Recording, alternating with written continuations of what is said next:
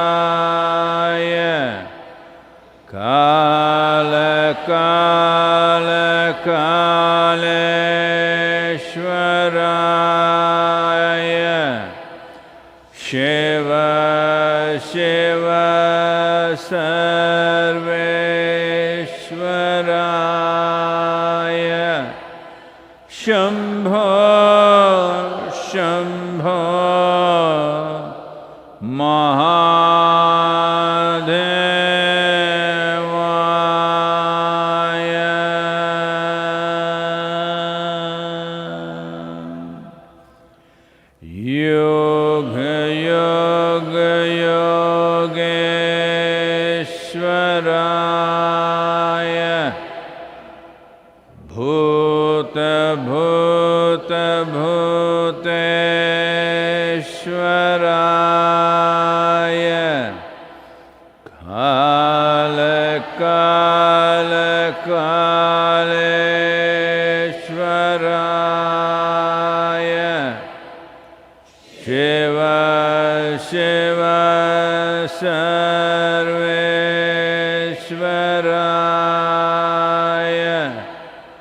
Shambho, Shambho,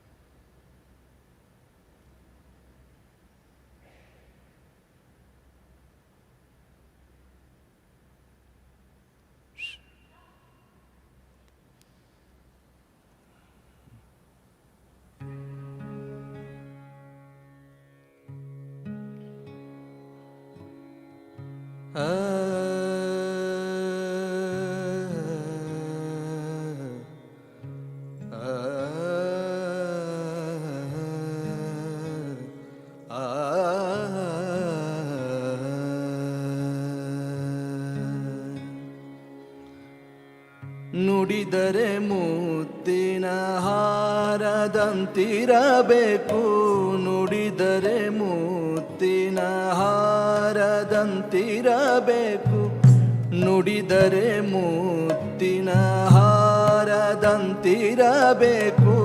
ನುಡಿದರೆ ಮುತ್ತಿನ ಹಾರದಂತಿರಬೇಕು, ನುಡಿದರೆ ಮಾಣಿಕ್ಯದ ದೀಪ್ತಿಯಂತಿರಬೇಕು, ನುಡಿದರೆ ಮಾಣಿಕ್ಯದ ದೀಪ್ತಿಯಂತಿರಬೇಕು, ನುಡಿದರೆ ಮುತ್ತಿನ ಹಾರದಂತಿರಬೇಕು, ನುಡಿದರೆ ಮುತ್ತಿನ ಹಾರದಂತಿರಬೇಕು.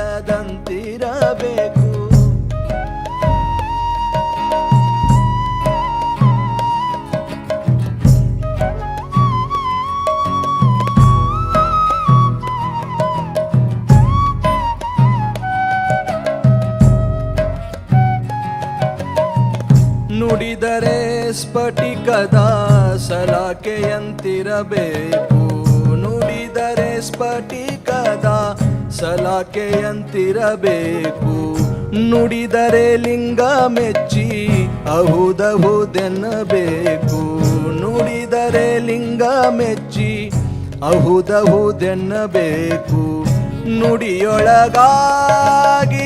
ನಡೆಯದಿದ್ದರೆ, ನುಡಿಯೊಳಗಾಗಿ ನಡೆಯದಿದ್ದರೆ, ಕೂಡಲ ಸಂಗಮ ದೇವನೆಂತೊಲಿವನಯ್ಯ, ಕೂಡಲ ಸಂಗಮ ದೇವನೆಂತೊಲಿವನಯ್ಯ, ನುಡಿದರೆ ಮುತ್ತಿನ ಹಾರದಂತಿರಬೇಕು, ನುಡಿದರೆ ಮುತ್ತಿನ ಹಾರದಂತಿರಬೇಕು, ನುಡಿದರೆ ಮಾಣಿಕ್ಯದ ದೀಪ್ತಿಯಂತಿರಬೇಕು, ನುಡಿದರೆ ಮಾಣಿಕ್ಯದ ದೀಪ್ತಿಯಂತಿರಬೇಕು, ನುಡಿದರೆ ಮುತ್ತಿನ ಹಾರದಂತಿರಬೇಕು, ನುಡಿದರೆ ಮುತ್ತಿನ, ನುಡಿದರೆ ಮುತ್ತಿನ, ನುಡಿದರೆ ಮುತ್ತಿನ ಹಾರದಂತಿರಬೇಕು.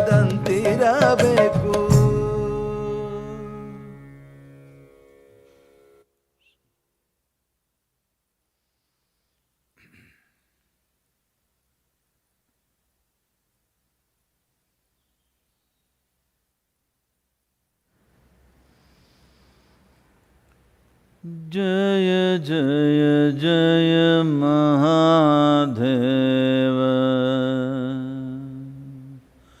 जय जय जय महादेव,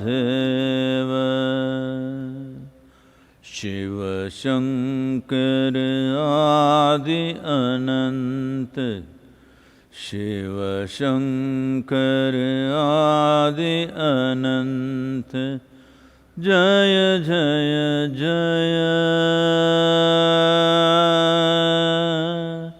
जय जय जय जय जय जय जय Mahadev. Namaskaram to all of you, wherever you are. So, finally in India, in a week's time, most of the lockdown will be off. Not in Tamil Nadu, not in Maharashtra, not in Mumbai, Chennai, maybe not in Delhi. Well, the number of people infected and the unfortunate number of the fatalities also going up almost everywhere. But there are economic concerns that individual people, society, nation and the world has to take care of. So we have to open up and do things. And also, if you were not very competent with what you're doing, you may just completely forget how to do it if you give you such a long break. And one day it happened, as usual, Shankaran Pillai was complaining about, most people think their boss is stupid. So Shankaran Pillai was complaining how stupid his boss is. Then the wife said, if he was smarter than what he is, you would have lost your job long time ago.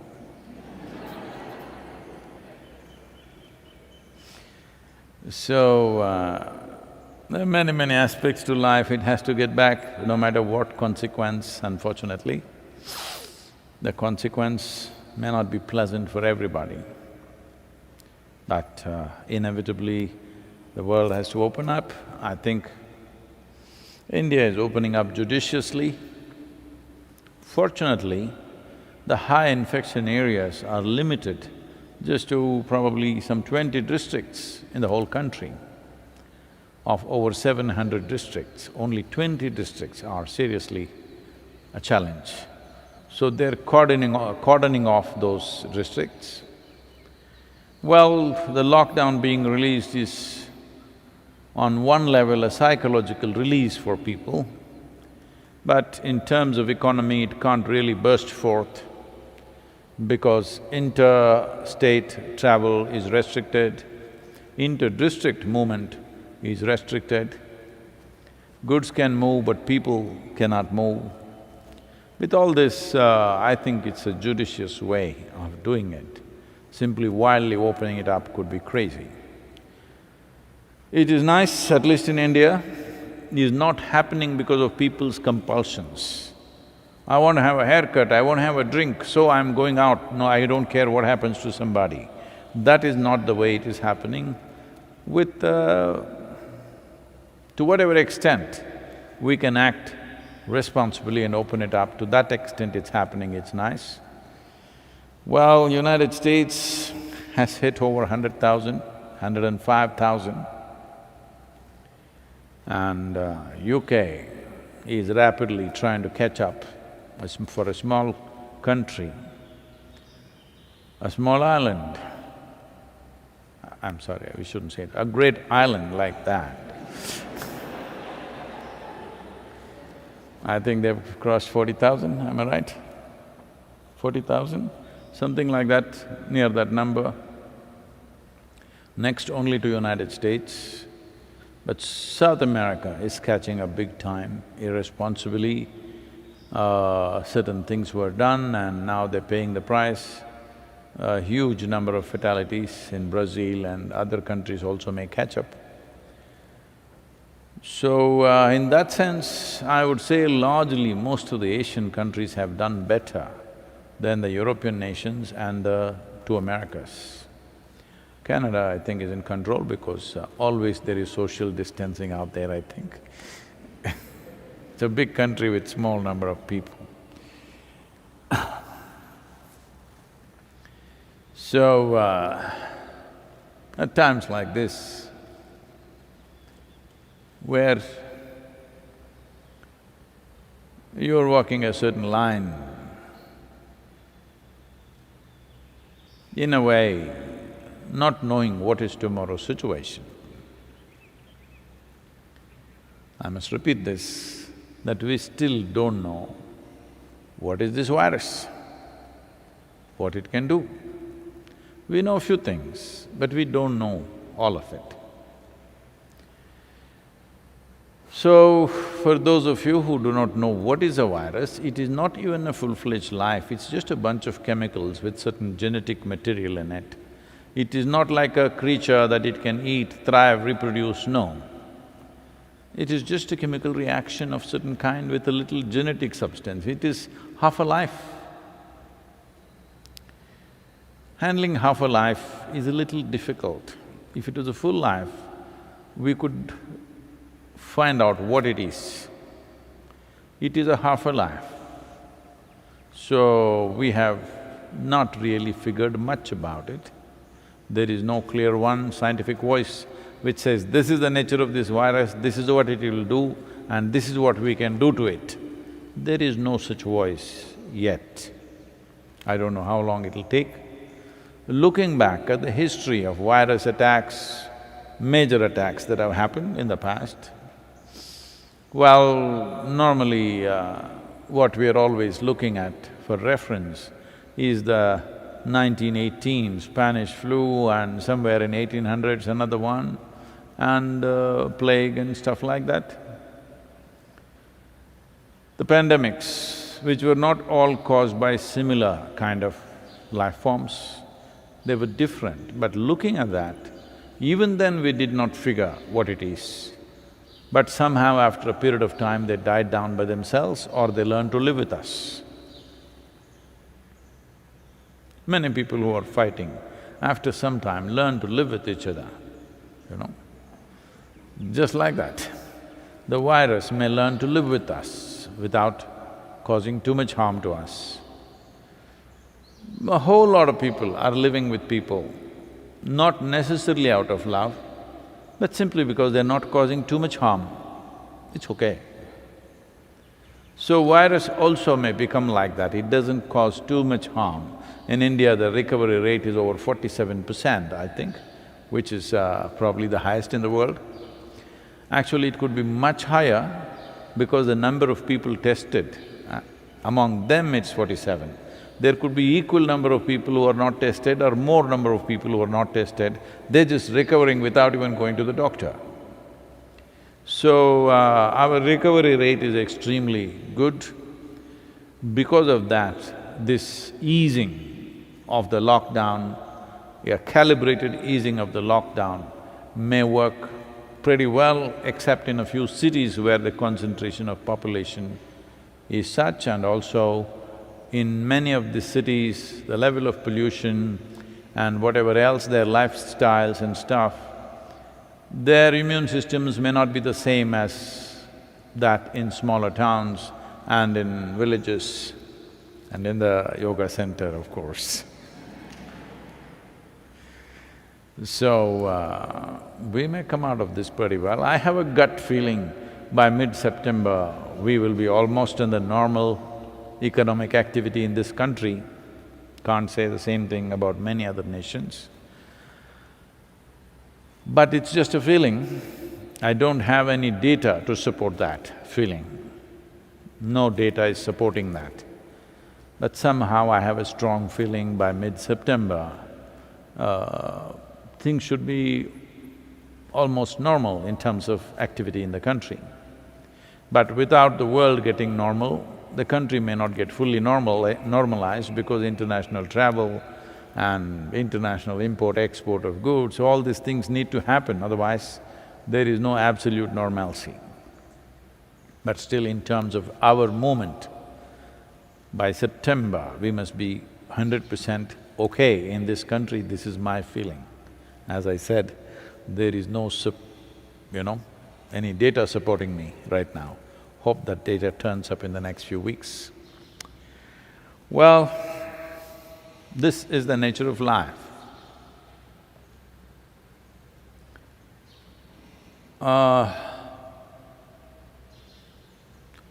You're living strong,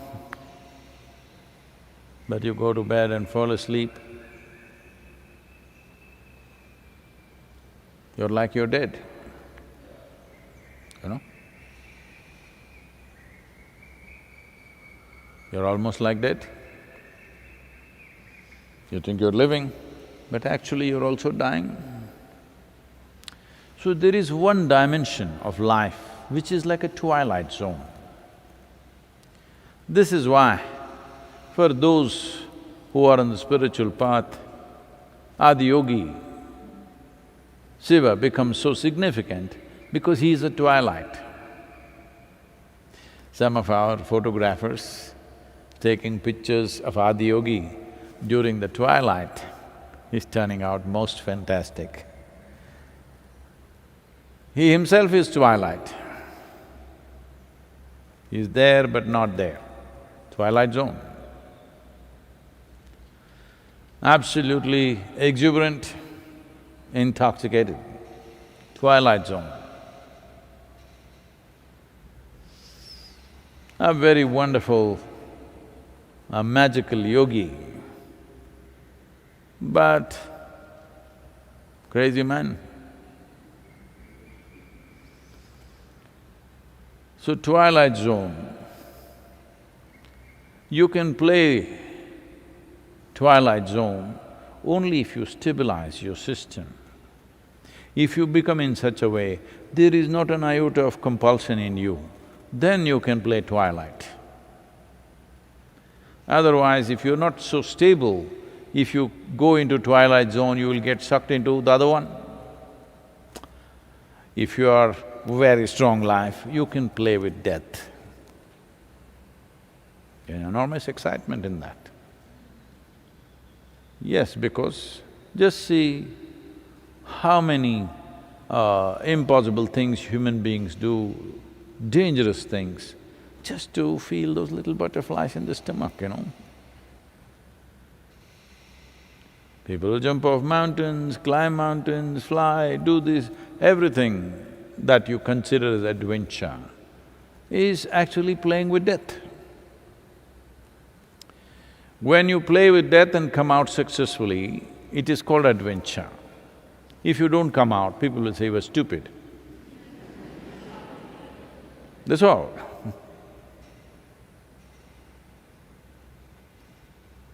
So, if you do something stupid successfully, that is called adventure. If you did something stupid but it did not succeed, then it's just stupid. So everything is black and white when you're looking at life from a certain context. But if you raise yourself a little bit and look at it, everything is twilight. Everything is here and there. These days, you know, with these webinars and conferences, there's a problem. I raise my left hand, my right hand is going up in the screen.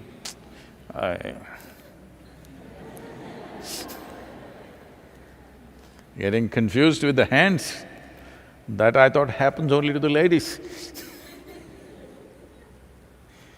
But I look there, I raise my right hand and my left hand comes up.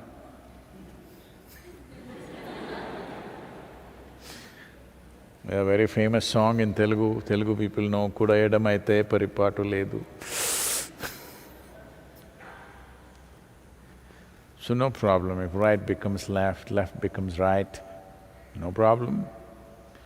This is yoga, because yoga means union. There is no this and that, there is only this and this. It's a twilight zone. You're in life, but you're always playing with death. You're super alert, but you're intoxicated. Every dimension of life is within you at the same time, but you have not been taken by any of them. That's an important thing. So as a part of this, I started writing a series of poems called When.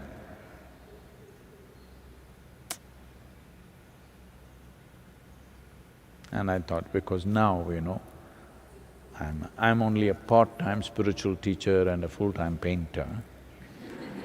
I thought I'll also add a picture to it. Can I have the poem? Can I read it or… no?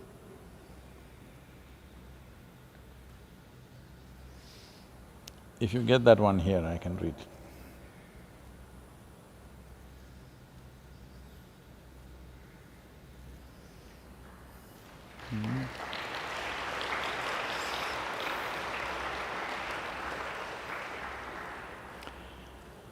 When a man is woman, bird a flower, red is blue, life, death, twilight.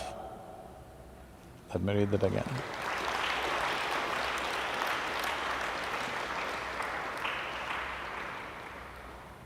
When a man is woman, bird a flower, red is blue, life, death, twilight. Well, you know, when I was young, I've seen some people painting, but I didn't even want to look at it because I thought it was too sissy for me to even sit there and do anything like that. I was into all kinds of other kinds of activity which was challenging in a different way. I thought it's not for me, I'm not saying this in any derogatory way, but I thought it's something that certain people do, largely women will do it because they have that patience to sit down and draw something. I was fine with what's already there in the existence I didn't have to draw it.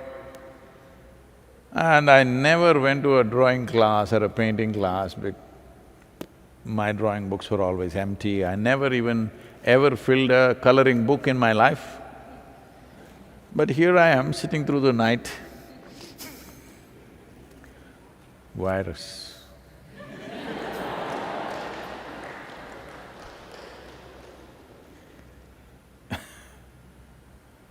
So,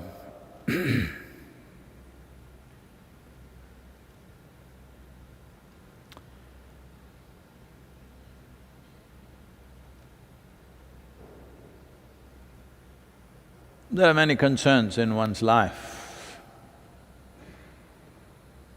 but the greatest concern in one's life should be that you never stepped out of a stupid mold that you put yourself into. That is the worst thing to happen. Whatever that mold is, you never stepped out of it. This means you used the instruments of support and structures which will bring a certain amount of certainty and security as tools of imprisonment. That's what it means. This may be anything. This could be psychological, emotional, physical comforts, psychological comforts, emotional comforts. We create a few structures so that every day you don't have to mess around with everything. That's the idea of creating some stability around us. But if that becomes your prison, that is a saddest story of the lot. Well, you fought, you had a disaster going, disaster happened in terms of your career or your marriage or your whatever, okay? It's okay. But the greatest disaster is, you built your own prison and you never could step out of it. You've always been on a lockdown. Well, that should be the main concern. That is the concern that spiritual process is addressing without creating anarchy. Usually, that concern is addressed by… you know, the hippies addressed this concern, let's break everything. Well, they paid the price and they all went back and again became straitjacketed. Because you can't physically break everything around you, spiritual process, yoga means just breaking everything, but not externally, internally. Because that's where the problem is. and that's where the solution should be. So, twilight zone.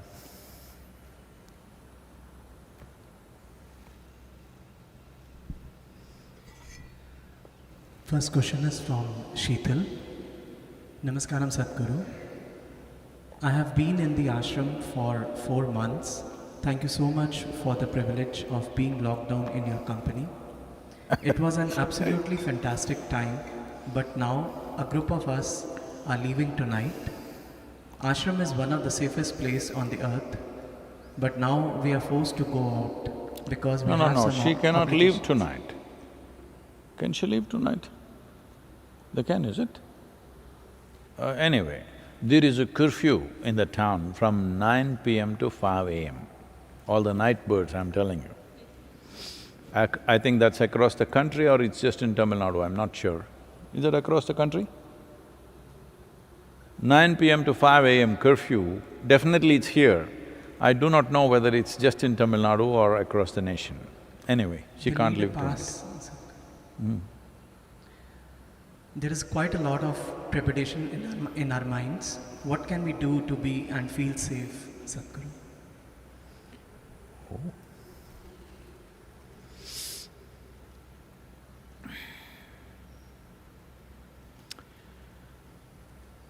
Well,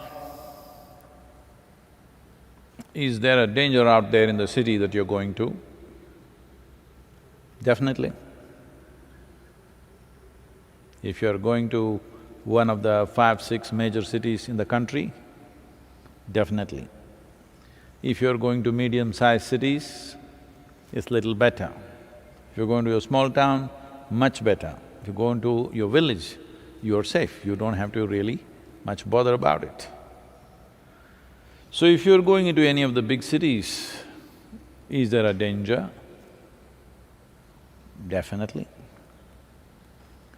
Well, the very transportation system, either you fly a plane, which is the worst thing to do right now because the air is circulated, or the train, which is little better, but people may be walking all over you. Anybody may get in anywhere. Issues are there. Not everybody is going to maintain their social distance. They're going to sneeze on your face. So we are coming up with some well-designed Isha masks.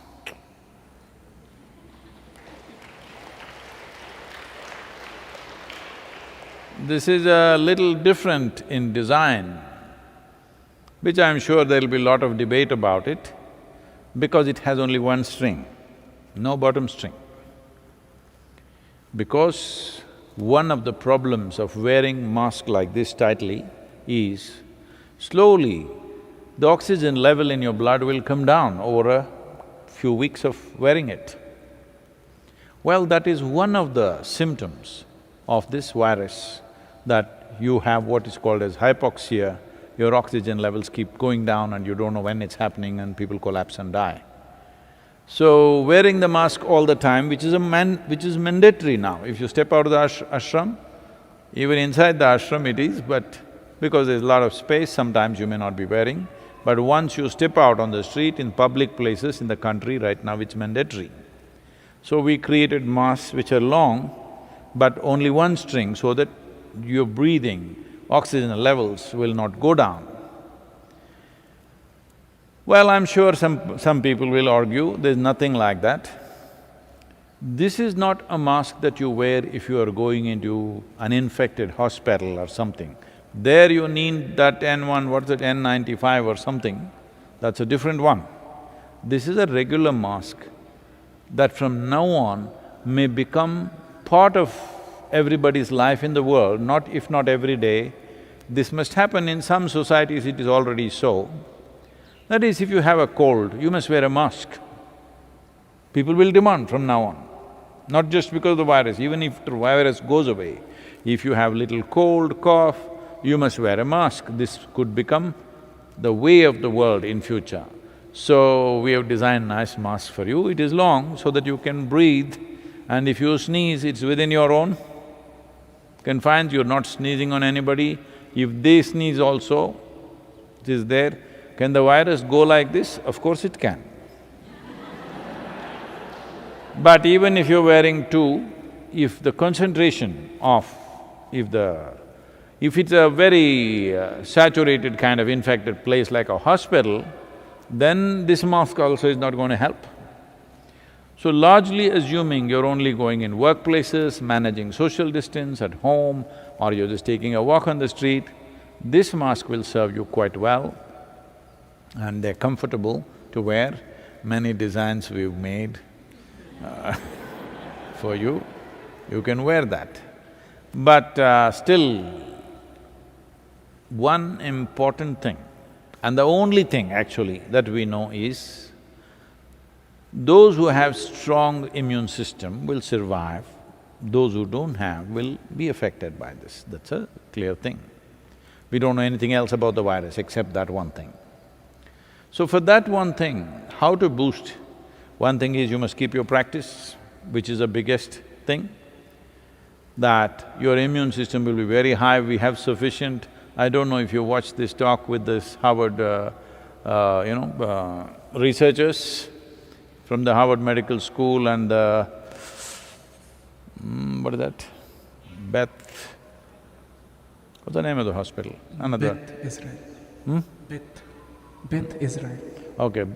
Beth Israel Medical Center, both of them have researched on the Isha Yoga practices and they've manifested what is happening at that level where the inflammatories and other BDNF and other markers are clearly showing the immune levels are much, much higher for people who are doing the practices.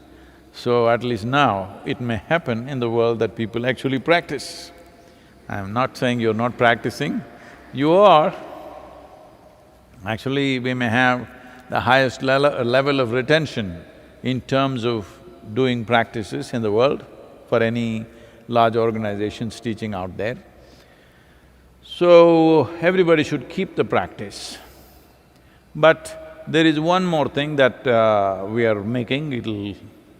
because of lack of skilled workers who have been absent for some time, who are now coming in slowly, we are creating what is called as a kavach or kavacham. This is done with the science of what is called as rasa vaidya. It is the Indian alchemy and it is done in a certain way that you can actually wear this bracelet on your arm.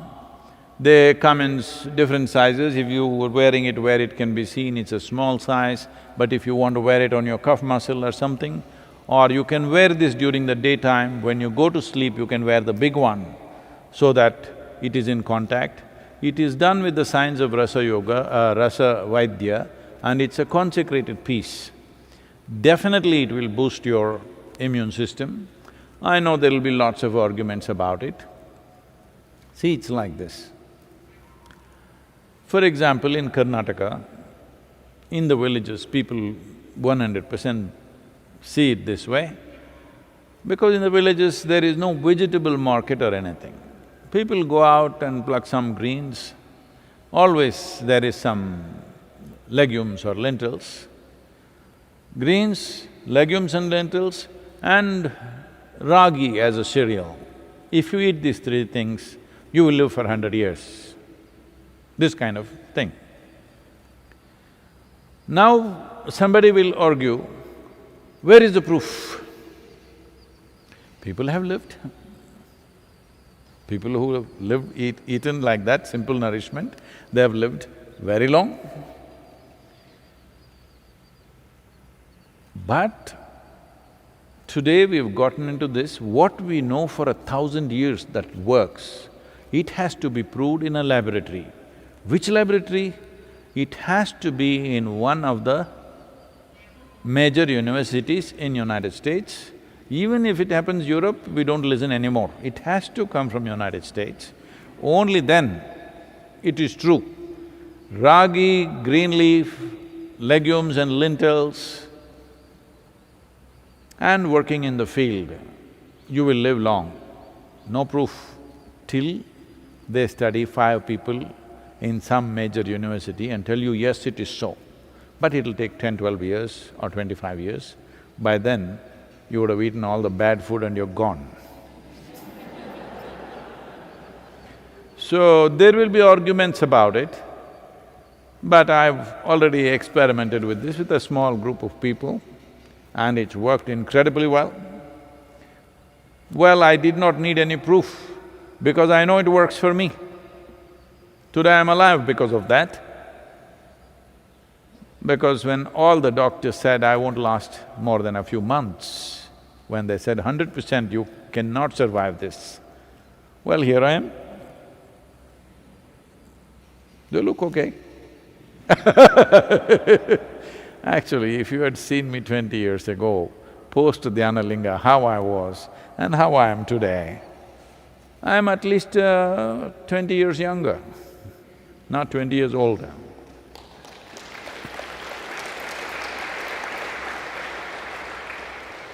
So will it work? It'll definitely work.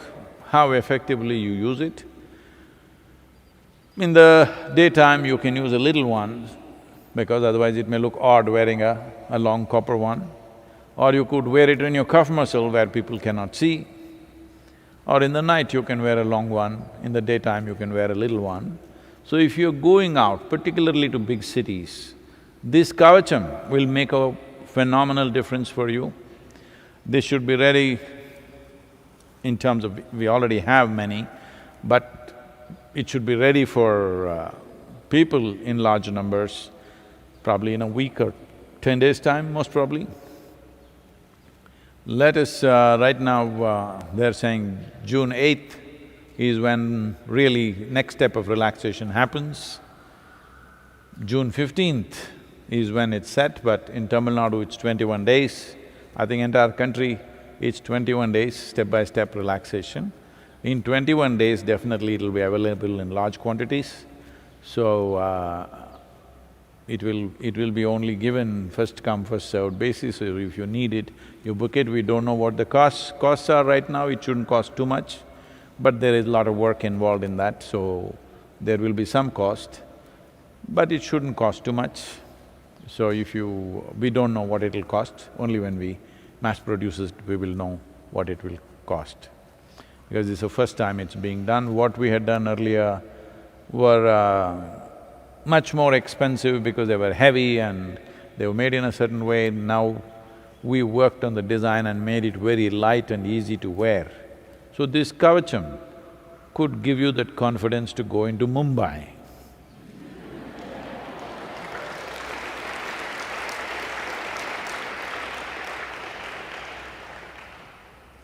The vibrant Mumbai, unfortunately, has become the hotspot.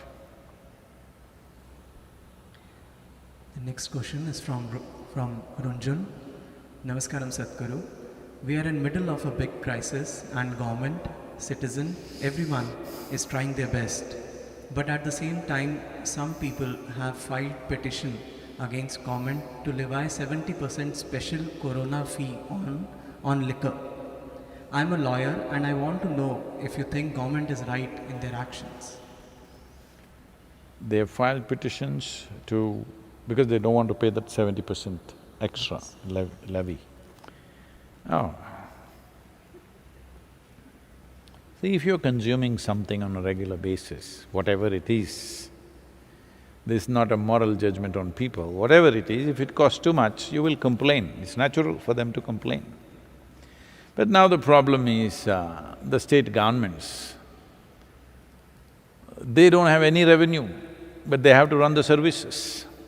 All of us expect the services to happen, but we are behaving as if we are not a democratic nation. We want this service in place, but who's going to pay for it? Where is the money? We are not thinking about it. This is like some teenage children will be there, I don't care where you get it from, I just want it. We are still juvenile like this. When it comes to democracy, we are actually very juvenile. We don't understand that we have a role in making it happen. We think you just do it, you got elected, right? You do it.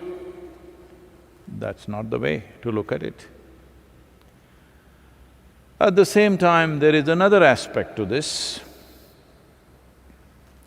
Because there is a virus, because there is danger and death all around us, the government will slowly, incrementally start coming into our life more and more and more.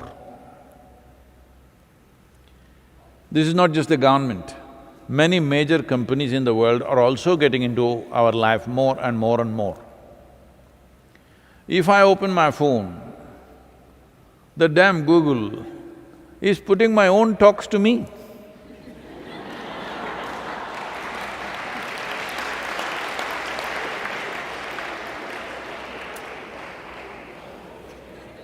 Because many videos are coming to me for approval and things like that, I'm looking at it, or maybe it's recognizing my face. So all the time, inner engineering online is coming to me.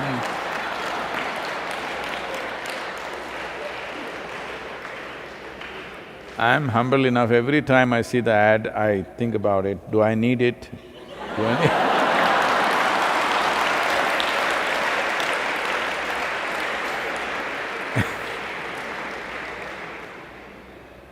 Oh, you don't know who needs it. This happened. Shankaran Pillai's wife took to horse riding because she wanted to lose weight. So after 3 months of horse riding, a friend of Shankaran Pillai who came home and asked her, "Where's your wife?" She said, "He's gone horse riding, she wants to lose weight, so 3 months she's been riding." "Oh, has she managed to lose weight?" "Well, the horse has lost 20 kilograms."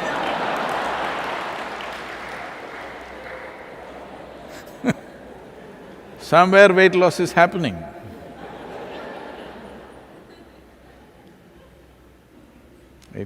Life works in many ways, you know. So, all these technology companies are getting into your life. They know what music you like, they know you need inner engineering.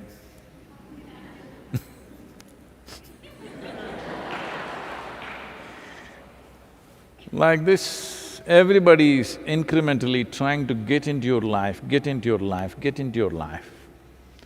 When there is death and danger around us, we will allow it. I think, as citizens of this nation and this world, we must keep account of all the incremental encroachments that have happened into our life during the virus era. And the moment this virus is over, whenever that is, first thing we must do is that these things must be taken back. Right now in certain countries, I'm not supposed to name them, in certain countries, right now they're tagging people for temperature monitoring. Not only if you're entering an airport or a place, right now everywhere they're showing the guns, temperature guns. At least they're not putting a rectal thermometer into you wherever you go. You must be lucky for that technology, you know. So, they are now looking at how to tag every citizen so that your temperature is monitored. If your temperature goes up, immediately people will come to your house and check whether you're COVID or not. Well, once they know your temperature, they can just know everything about you and they can even control the temperature after some time. Yes, they can. So lots of liberties that we have fought for, lots of individual freedom that in every nation, in their own way, people have fought for and earned something, all that may get wiped out with the virus. So in every nation, the citizens, the responsible citizens of every nation should keep account of all the encroachments that are happening. Don't protest now, don't create problems now because government has an onerous job on its hands. both in terms of maintaining health, limiting fatalities, and maintaining the economic process, above all maintaining essential services without any revenue attached to it. That's not a simple challenge. So we should not protest and struggle and give speeches on this right now. Right now it's all right, they will enter our lives. But we must keep account, and moment this virus is over, we must see these things are pushed back, at least to where it was. This is an important responsibility of every citizen, of every nation in the world. We must take care of this, otherwise we will become the animal farm. You know what I'm talking about? George Orwell's Animal Farm. I know, you're not immersed in literature, it's okay. So, where slowly monitoring, they want to know your heartbeat. Already lot of people have given it up, they're wearing tags around their thing, their heartbeat is being monitored. Well, you may think this is safe, and it may be safe, your heart goes like that immediately, one cardiac specialist will come and see you or call you or do something, well, you may live little longer, but this can go to any length. Once there is, a dip into your life, then not just your heart, your brain also they can control after some time. So it's very important at a time like this, nobody should cause problems, because the responsibility and the onerous task that any government has right now is not enviable. It is a terrible responsibility. So at this time, please don't raise any of these things, but when it's over, we must push back. About 70% levy upon alcohol, because they know that's the only thing you will buy. If they knew that you will all register for inner engineering online, maybe they would have levied it. No, we have given 50% discount. But they know anyway you will queue up for alcohol, they are levying it, they need money. It's as simple as that. So that's not a thing to protest or cry about right now, because you can't tax the food, people need food and they don't have enough money. Everything else that's considered essential cannot be taxed, actually it has to be relaxed, because people are in trouble with their personal economics. For families, little families, the economics are real trouble right now. Food and nourishment problems are not only for migrant labor and very poor people. Middle-class families will start having nourishment problems in the next month or so if they don't get back to their jobs. Already it's happening, but it will rise. Like how very poor people have nourishment problems, middle class and reasonably well-to-do will also get there very soon, within 4 to 8 weeks' time. So this is not a time to tax the food, to tax anything that is absolutely essential for people's survival. The only thing that they can tax is those things that they feel is non-essential. But the drinking people, they feel it's absolutely essential. I don't want to dispute, I don't want to get into the dispute, I am not in this. But right now, among the items that we can tax, we can only tax those things that even if you tax, somebody will anyway buy it, only that you can tax. If you tax something that if you tax it too much, nobody will buy, that is no good, that's not good for revenue. So, a little expensive intoxication, if you want easy, no expense intoxication, you must come to me. But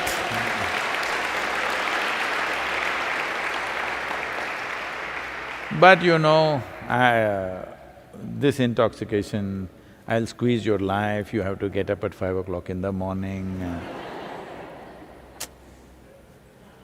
But no tax. Namaskaram, Sadhguru. How do I break my Ronana Bandha with my parents once they have passed, would someone else performing the Kala Bhairava Karma take care of my Ronana Bandha even if I am unable to participate?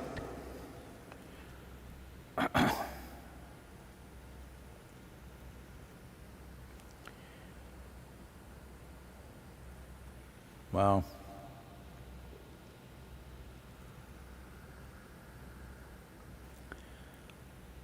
We have spoken about this in the past, but I don't know when, where, how long ago, so let me repeat a few things.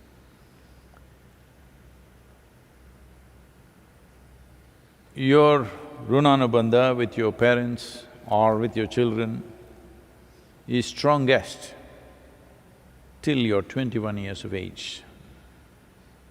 Once you cross 21 years of age, it is called as the first quarter. In the yogic way of looking at it, 84 is the cycle of life. The first quarter is 21. Up to 21, if you lose a parent or if you lose a child below 21 years of age, the pain will not just be emotional, it'll be physical. It will manifest in the body because there is a strong Runanubandha. But beyond 21, it is largely psychological and emotional. When we say Runanubandha, what you suffer emotionally or psychologically, that's not what we're talking about. We are talking about physical memories. Bodies have memories. Because what you call as a parent is the basis of this body, there is a very deep memory connection between the two that is at its strongest till 21 years of age. Once you pass that, it is weakened. Is it gone? Not totally gone, weakened. Let us say you're 42 years of age and you're a man. Then you still have a reasonably painful Runanubandha. But let us say you're 42 years of age and you're a woman. Your Runanubandha is almost negligible. Not that it's not there, it's there, but very, very low. So, the suffering that you go through is largely emotional and psychological. If you're psychologically very stable, emotionally balanced, you will see you will handle it quite effortlessly because there is no physical turmoil going on in the system. But the same thing, if they lose their husband, that Runanubandha is physically painful because that is a different type of Runanubandha. I don't want to go into the detailed mechanics of what it is, but if you are over 42 years of age and you are a woman and you lost a parent, this is why in this culture, women are not required to do karmas. Karma is done for the dead, not so much for you.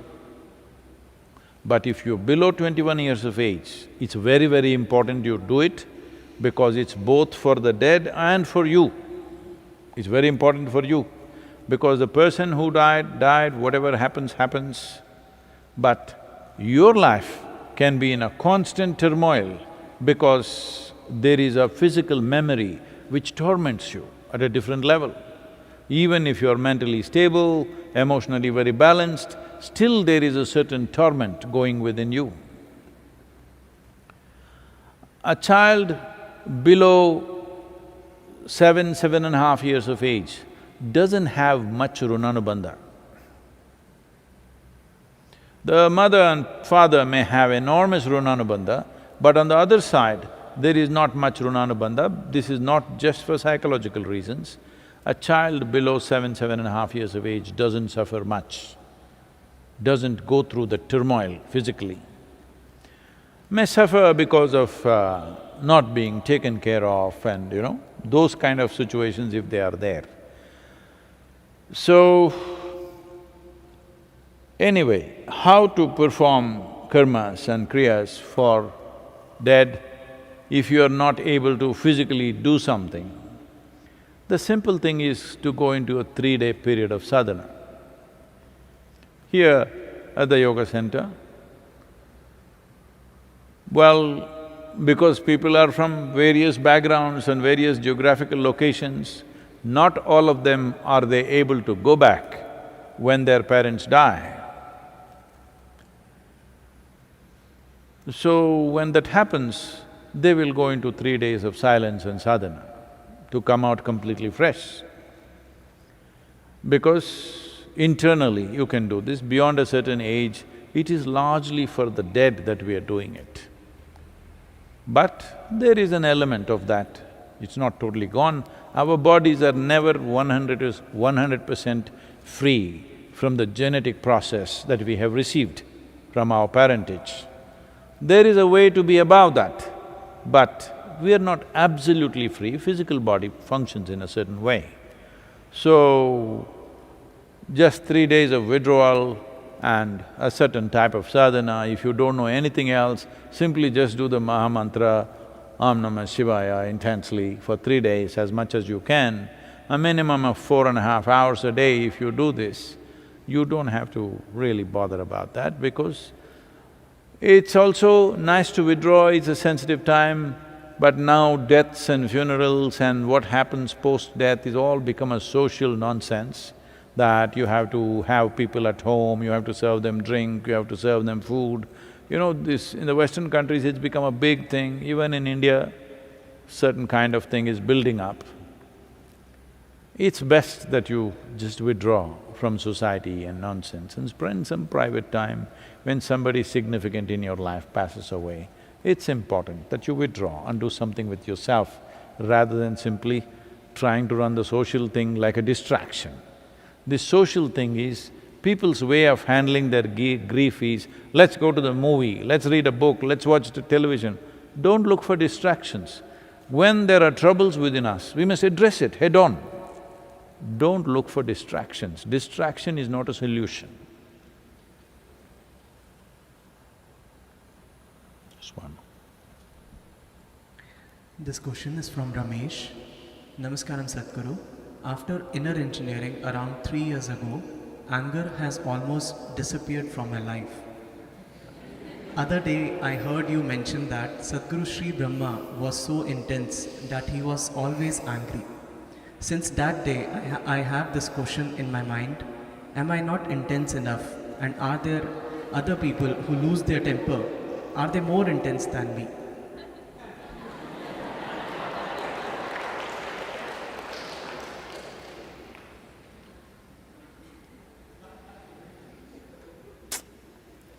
During the lockdown period, we are talking after the lockdown, okay?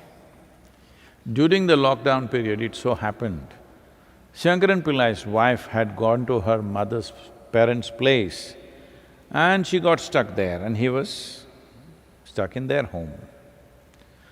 So she called at the end of 2 months and, all these days there were concerns about you whether going to live or die, so it was all about that. But now when she called because she's about to come back, how's the house?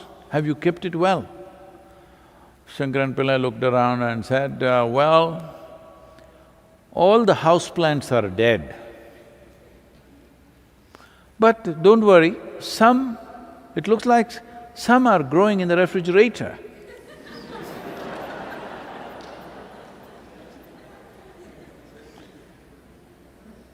So, my anger went away and it's nice, but Sadhguru Sri Brahma was angry.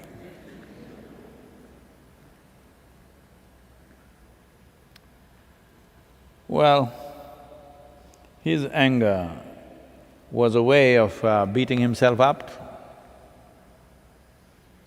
because he was on a single-point mission in his life.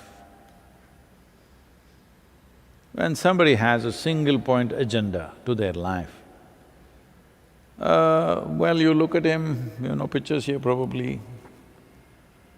Veerappan will look cute. Like that. Hope… these days I don't know who is doing this. Definitely I don't think it's from the foundation, but somebody has access to these things and they're putting out all my pictures before Dhyanalinga consecration, where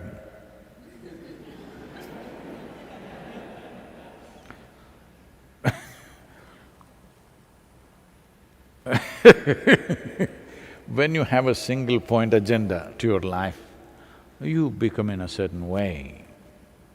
And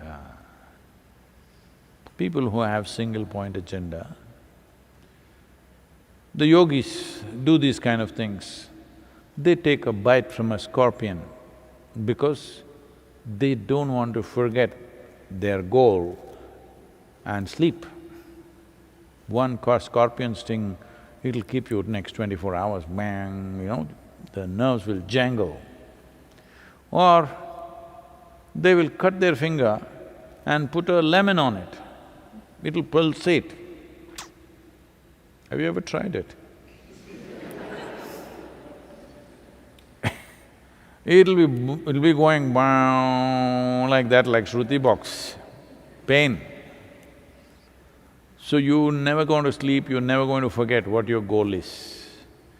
So similarly, you can do similar things psychologically. You put a pin into your head, so that all the time it's hurting, so that you don't turn here and there. So when people have single point agenda, different people handle it differently, some people handle it like that. He was not angry with anything, he was simply angry. Simply just like that. Which is difficult for you to do. You need a reason to be angry. Somebody should do something that you don't like, only then you're angry. You're not simply angry. And above all, anger is something that costs so much energy. Most human beings cannot be angry intensely for more than 2 minutes. They will dissipate. Intense level, they may maintain rancor, they may maintain resentment. See, whenever you've been angry, just see, it's just few seconds or maybe a minute. After that, you only maintain resentment. Resentment is sim, anger in sim. It's like a slow poison. Anger is full poison. To stay that way all the time without getting killed is not easy. So this is a certain kind of sadhana. This is coming from a culture which was bred because of an extraordinary situation. Because Adiyogi himself, when he came to Velangiri Hills, he was angry with himself. Because he failed. He's not somebody who likes to fail. He's not used to failure. So when he failed, he was just angry. It took him 3.5 months to cool down a bit. Because of that, he left certain kind of energies and he bred a certain type of yogis who took to the same thing because they're sidekicks, whatever Shiva does, do the same thing.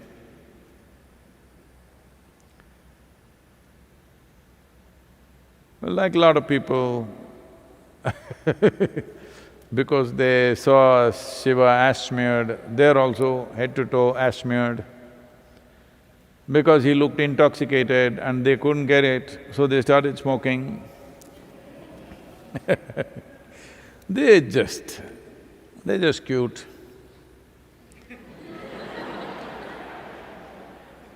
They are so enamored by him, they want to be like him some way. They carry the trishul, all these things. It's a certain culture which has been bred like this.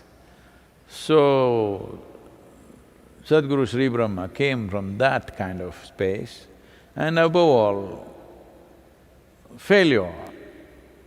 He did not want his life to deviate for a moment, so he put a pin in his head. So that when there is pain, you can't think of anything else. You can experiment and see. Take just an office pin and stick it. You will see you can't think of anything else. Your whole attention will be right here where you stuck it. So he stuck a pin in his head so that the pain will keep him on it all the time, the pain of failure. Otherwise, when you eat a good meal, you may forget your failure. Life works out well around you, it's a beautiful evening, you'll forget your purpose. So he doesn't want to fail this time, so he put a pin in his head. So he was like that. You know, when somebody's in pain, they very easily get angry also. You're in pain, if anybody touches you, oh! So, even if anybody passed by, because conscious pain created so that no looking here or there, just this. You don't take that as an example, well, I'm here. I can also yell at you if you want, if that's what you like. The important thing is that it's conscious, it's not compulsive. So if you have come out of it and you're missing it, you may get it? Yes? This is the thing about consciousness. I've seen this happening to people around me sometimes. We initiate them into something big energy. In 3 days' time, they will ruin themselves because they have funny ideas, what they can do with it. The moment they feel little like this, they think, we can heal this guy, we can do that, we can manipulate this, that. In 3 days' time, they are totally messed up. Unfortunately, I've seen a few incidents like that, but I must tell you another one, a classic one. Well, there was a girl who had a very serious asthmatic condition. That kind where every 2 weeks she's in hospital for 2 to 3 days, just simply not able to breathe. Probably most healthy people won't understand what is asthma. Right now, I hear this virus is giving that experience, it's like drowning. Your breath is going away, but it doesn't go away. It's like through the night, it'll rake the body. Today there are all kinds of, cortisones and steroids and things, so people are finding relief. Otherwise, if you had seen asthmatic patients 30, 40 years ago, oh my God, I've seen some extreme ones. It'll just go on for hours. Literally they beg, they want to die, but there's no relief. Today, the moment this happens, they will take steroids and stuff, it just quietens down. You don't see people suffering like that anymore. They can easily fix it, there's enough medication. So, extreme case of asthma. Then I saw this girl spiritually fired up, but body not supporting. Then I stepped out of my line and did something with her. Asthma went away. About a year and a half later, she's sharing in a program and she says, I was an asthmatic like this from my childhood and I suffered so much, but now it's gone, last 1.5 years, it's wonderful. And then she says, I'm almost missing it. I was sitting there, I said, what? You missing it? Well, she got it that night. That's how life is. So don't ask for things of that kind. Keeping your vision on one thing that you want is important, because as you get empowered in terms of human consciousness, it's very important that you keep the steering wheel straight. Once you have a vehicle which is powered up, big time, if you look here, you'll go and crash there. If you look there, you'll go and crash there. It's better you be a stationary vehicle, as most people are.